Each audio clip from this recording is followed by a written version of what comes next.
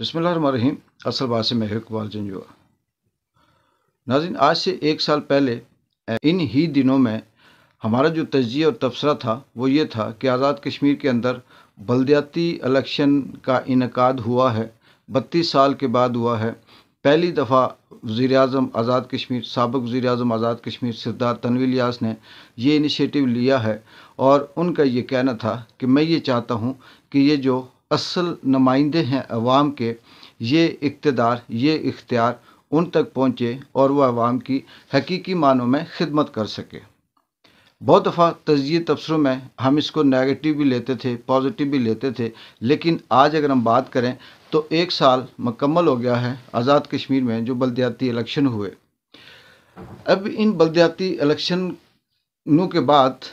आज़ाद कश्मीर के जो साबिक़ वज़ीर-ए-आज़म सरदार तनवीर इलियास थे, जिनके और भी बहुत से नज़रियात थे, बहुत से विजन थे, जिसमें ये इलेक्शन था इक़्तिदार को निचली सतह पे मुंतकिल करना था। कश्मीर के अंदर टूरिज़म के हवाले से उनका बड़ा वाज़ेह विजन था, लेकिन बीच में फिर कुछ ऐसे हुआ कि शायद कुछ हलकों को उनका ये इख्तियार, ये इक़्तिदार, ये आज़ाद कश्मीर की जो हुकूमत थी शायद कि पसंद ना आई और उनको भी पाकिस्तान में इमरान खान की हुकूमत की तरह एक इल्ज़ाम लगाकर, तौहीन अदालत का इल्ज़ाम लगाकर उन्हें नाअहल कर दिया गया और बाद में फिर उनकी हुकूमत के ख़िलाफ़ अदम एतमाद लाकर आगे मुकम्मल तौर पर उनकी हुकूमत का तख्ता उलट दिया गया। तो सरदार तनवीर इलियास ने 32 साल के बाद आज़ाद कश्मीर के अंदर जो बलदियाती इलेक्शन करवाने का फ़ैसला किया था वो इतना आसान नहीं था, बड़ा मुश्किल था। तमाम तर मुखालफतों के बावजूद, सिक्योरिटी और फंड इशू के बावजूद, क्योंकि यहाँ पे ये था कि बलदियाती इलेक्शन नहीं हो सकते, सिक्योरिटी कम है, पाकिस्तान में भी इशू है और आज़ाद कश्मीर की इतनी फ़ोर्स नहीं है कि वो इनको कामयाब कर सके। लेकिन सरदार तनवीर इलियास का ये कहना था कि मैं जो कह देता हूँ वो करता हूँ। उन्होंने आज़ाद कश्मीर में 3 मरहलों में, 3 डिवीज़न में, जिसमें मुज़फ़्फ़राबाद, रावलाकोट और पुंछ डिवीज़न के अंदर, मीरपुर डिवीज़न के अंदर अलग अलग डेटों में इलेक्शन करवाए और वो कामयाब हुए।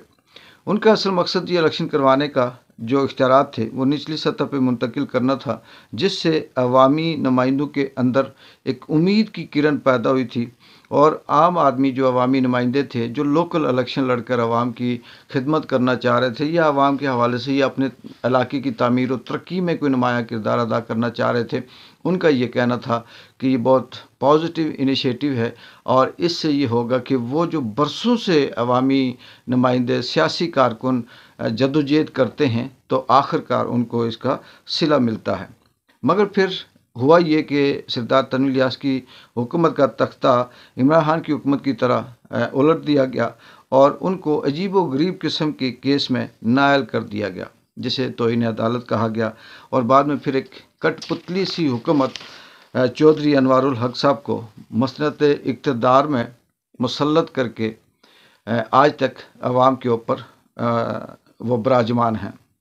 जिन्होंने आते ही सबसे पहले आम आदमी के हुकूक सल्ब किए। बलदियाती जो इलेक्शन थे उनके जितने भी जीतने वाले नुमाइंदे थे उनके इख्तियारात छीन लिए, उनका फ़ंड रोक दिया और ये कहा जी कि अगर हम बलदियाती इलेक्शन जीतने वाले अवामी नुमाइंदों को फ़ंड देंगे तो हम क्या करेंगे, मक्खियाँ मारेंगे। तो उन फ़ंड का बहाना करके कुछ अपने फ़लसफ़े, कुछ अपनी दानिशवरी झाड़ते हुए आज एक साल हो गया जो अवामी नुमाइंदों को इख्तियारात मुंतकिल हुए थे वो वहीं के वहीं हैं जहां आज से एक साल पहले थे। इसमें जो अवामी नुमाइंदे थे लोकल इलेक्शन के बाद, जीतने के बाद, उन्होंने एहतजाज भी किया, बहुत दफ़ा एहतजाज रिकॉर्ड करवाया, प्रेस कॉन्फ्रेंसेस की, बयानात दिए, ख़बरें लगवाई, लेकिन ताहाल मुझे वो कामयाब होते हुए नज़र नहीं आए। बल्कि बलदियाती इलेक्शन से जीतने वाले लोकल नुमाइंदे तो दूर की बात है, जो आज़ाद कश्मीर की असम्बली में जो MNA जीते हुए हैं, जो जनरल इलेक्शन के नुमाइंदे आज़ाद कश्मीर की हुकूमत के अंदर मौजूद हैं, उनको भी अभी आप कह सकते हैं कि जैसे वो इख्तियारात मिले या ना मिले, वजारतें भी कुछ चंद दिन पहले, 1 महीना पहले अनाउंस हुई, कुछ सियासतदानों को जो वजारतें थी वो मिली, इख्तियारात मिले, लेकिन وہ ایسے ہی لگتا ہے جیسے نہ ملنے کے برابر ہے۔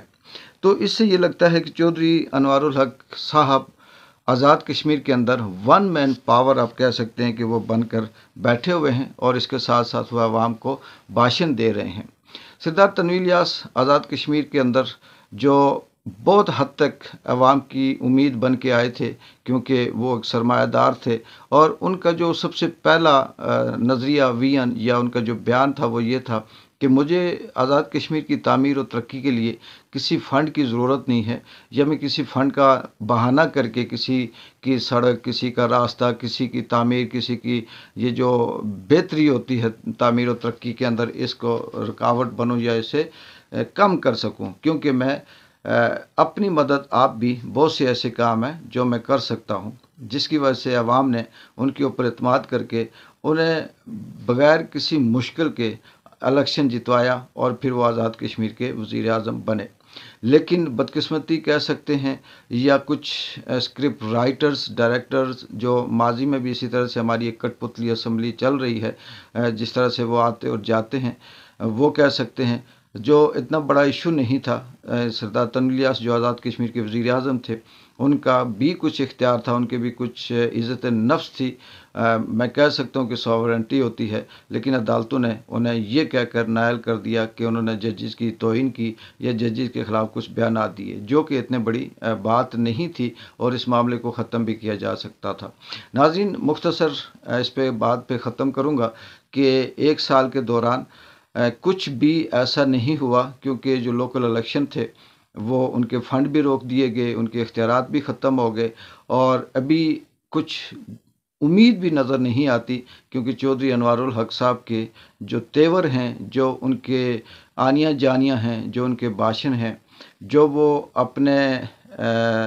جس طرح سے وہ بات کرتے ہیں، تو اس طرح سے یہ لگتا ہے کہ وہ عوام کے نمائندے نہیں ہیں، بلکہ وہ کسی دوسری مخلوق کو پریزنٹ کر رہے ہیں، اور یہ جو نظر آنے والی مخلوق ہے، یہ ان کے لیے کیڑے مکوڑے ہیں، کیونکہ وہ ابھی تک کوئی ایسا مظفر آباد کے اندر یا آزاد کشمیر کی عوام کے لیے کوئی بہتر اعلان، بہتر پروجیکٹ یا کوئی ایسی امید کی کرن نظر نہیں آئی، جس سے ہم یہ کہہ سکیں کہ یا ملک کی تعمیر ہوگی، ترقی ہوگی، یا جس سے ہم کہہ سکیں کہ روزگار کے اندر اضافہ ہوگا، یا جس سے ہم کہہ سکیں کہ آنے والے جو پڑھے لکھے نوجوان ہیں ان کا مستقبل بہتر ہوگا۔ دیکھتے ہیں کہ یہ سلسلہ کب تک چلے گا، اور جو لوکل الیکشن میں عوامی نمائندے ہیں وہ کب تک اسی طرح سے بے اختیار رہیں گے، یا آنے والے وقت میں کوئی نئی پالیسی، کوئی نئی چیز سامنے آتی ہے تو انشاءاللہ آپ کو اپڈیٹ کرتے رہیں گے۔ اقبال جنجوع کو تب تک اجازت دیں، اللہ حافظ۔